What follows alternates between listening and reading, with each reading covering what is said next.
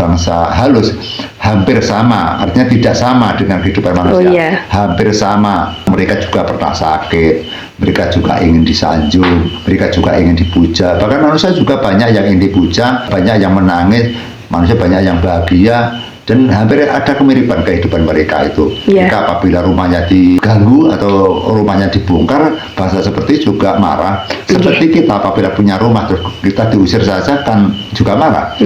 Kan banyak kasus-kasus. Ada lagi kejadian yang benar-benar tanahnya milik negara saja diusir, mereka juga tidak mau. Leres, Mbak. Apalagi rumahnya sendiri diusir, jelas tidak mau. Sehingga sepertinya manusia itu kadang-kadang menangnya sendiri gitu. Yang menempati pertama kali adalah bangsa hantu, tapi tanahnya setelah dibeli merasa manusia itu memiliki tanah itu. Dan yang disalah-salahkan adalah bangsa-bangsa halus atau bangsa dedemit.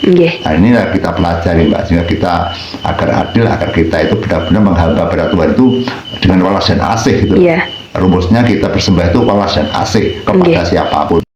Yang penting kita tidak mendapatkan kacauan atau gangguan atau pengaruh daripada bangsa-bangsa lelembut. Kita lari kepada yang pertanyakan Mbak Lu, bahwa bangsa lelembut hampir sama kehidupan dengan manusia. Kita tidak perlu menjabarkan. Yang penting ada kesamaan, tapi juga tidak sama, bahkan jagatnya juga tidak sama. Terus wadahnya pun juga tidak sama, yang dimakan pun juga tidak sama. Hampir kehidupannya saja yang mirip-mirip saja. Banyak sekali cerita-cerita di masyarakat, bahkan sejarah Indonesia, seperti Bandung Bondowoso yang berhasil mengalahkan jin yang namanya dulu Joko Bandung diganti dengan Bandung Bondowoso, karena dia juga bisa mengalahkan jin yang bernama Bondowoso, sehingga jin itu pun juga bisa dia perintah, Mbah, untuk membantunya ketika dia mengalami kesulitan. Jadi, Mbah, pertanyaannya, apakah benar bangsa-bangsa seperti itu bisa kita suruh, Mbah?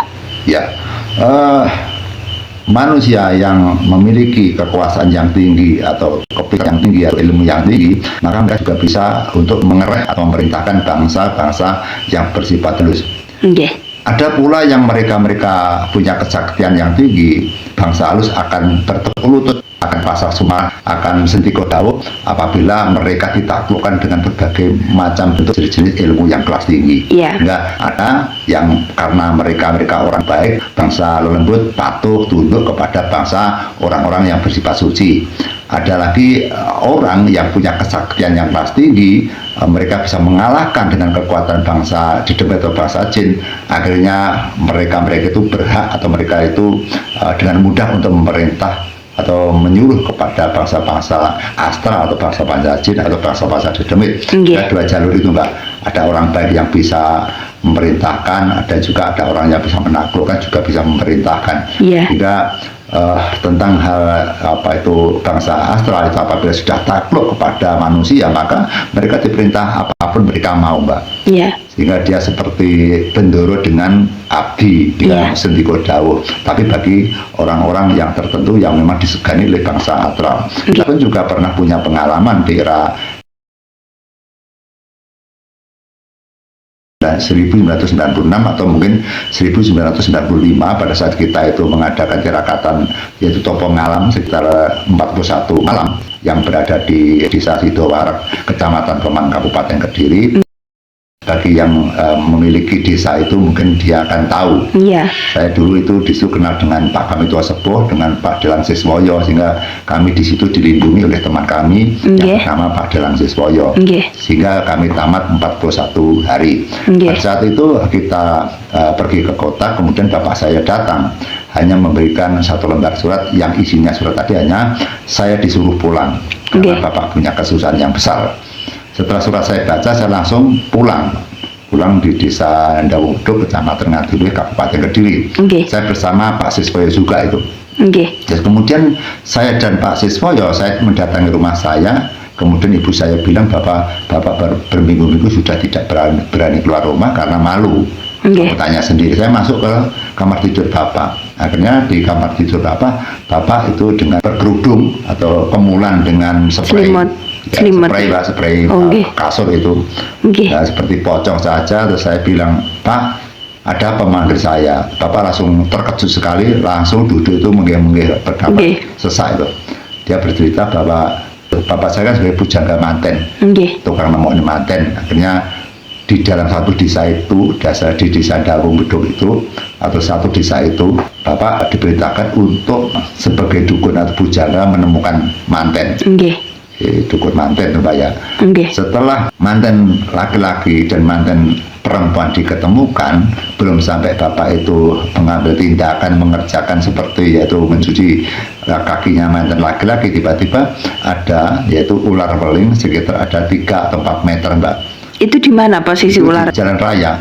Oh, nggih. Menyeberang langsung masuk ke rumah itu, akan menabrak kepada manten yang lagi mengadakan upacara memecah telur tadi, Mbak. Nggih. Tiba-tiba orang ramai gumur, kemudian semua itu piyak, Mbak, semua minggir, semua ketakutan dengan ular itu. Nggih. Karena ular masuk ke dalam rumah terus dikejar orang banyak.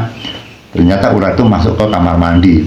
Nggih. Dengan ketakutan keberadaan itu, maka kamar mandi itu juga diserang orang banyak pakai genter, Mbak. Iya. Genter, pakai apa benda-benda yang panjang itu, karena dia juga ketakutan begitu besarnya ular weling tadi. Nggih. Jika setelah dekat itu dibuka, tidak ada ularnya, Mbak. Hilang ya. Iya, terus dicari kamar-kamar yang lain-lain juga tidak ada. Iya. Akhirnya kembali lagi untuk mengadakan upacara manten lagi. Tiba-tiba tidak terduga, ternyata mantennya tadi mulutnya tertutup, Mbak. Gimana itu? Bibirnya pindah di pilingan sini. Oh, Jadi nggih. depannya buntet atau tertutup. Nggih. Bibirnya itu di pilingan kanan. Boten mencel atau Enggak, miring. ada menceri itu berarti tidak tutup. Oh, nggih. Itu tidak dimenceri. Jadi seperti pindah ngoten nggih. Mulutnya pindah di sini, udah ditarik sini gitu. Jadi Nggih. ini buntet itu. Nggih. Nah, kemudian saya mengetok pintu, kan sudah jam 11 malam bersama Pak Dalang Siswoyo juga itu. Nggih. Terus mereka membuka pintu, saya mengatakan disuruh bapak saya. Maksud saya agar saya itu tidak kelihatan sombong gitu, Mbak. Iya. Saya tunjukkan yang menyuruh bapak saya. Iya. Maksudnya agar bapak saya terangkat wibawanya mengembalikan nama baik yang buruk gitu. Nggih.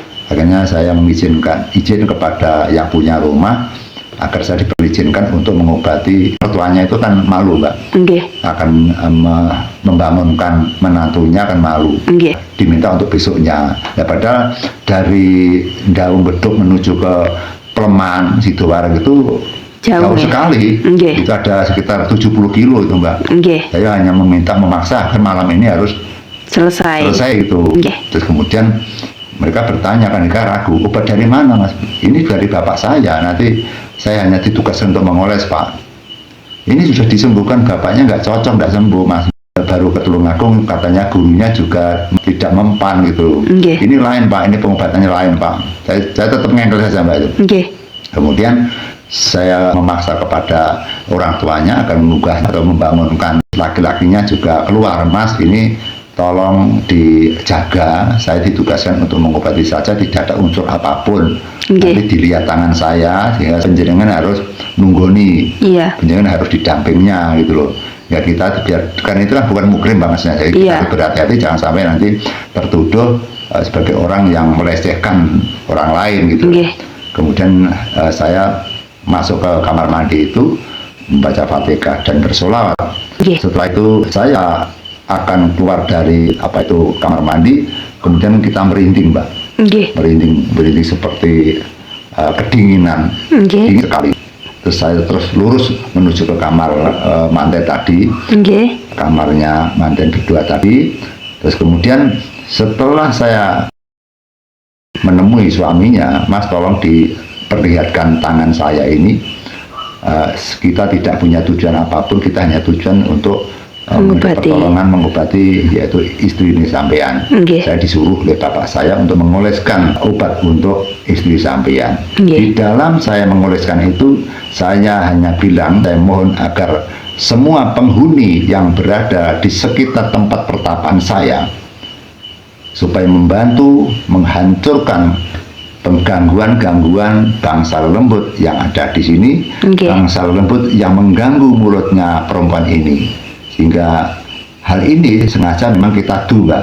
Nggih. Jadi kita do diantaranya penghuni di daerah desa itu, kemudian saya tarik penghuni yang berada di desa Sidoarjo, Kecamatan Pelemahan Kediri, Nggih. yang ada di sekitar tempat pertapaan itu, dan di situ pun juga dekat dengan makam Iya. yang disebut dengan Mbah Bojo Suryo Ngalam atau Mbah Tumpe di situ. Nggih. Ya, otomatis dengan kekuatan yang sudah berlapis-lapis, saya yakin bahwa itu nanti akan kembali.